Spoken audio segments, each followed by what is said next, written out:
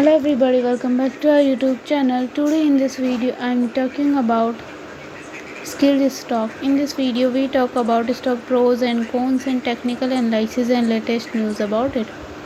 Stock is trading at $9.33 with 2.89% positive in a day. We can easily see stock was volatile for a day.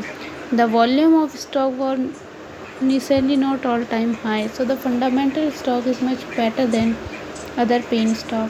Before buying and selling the stock, please consult your financial advisor. Today's video is done.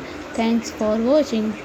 Please subscribe my YouTube channel and like the video, and also comment all related queries.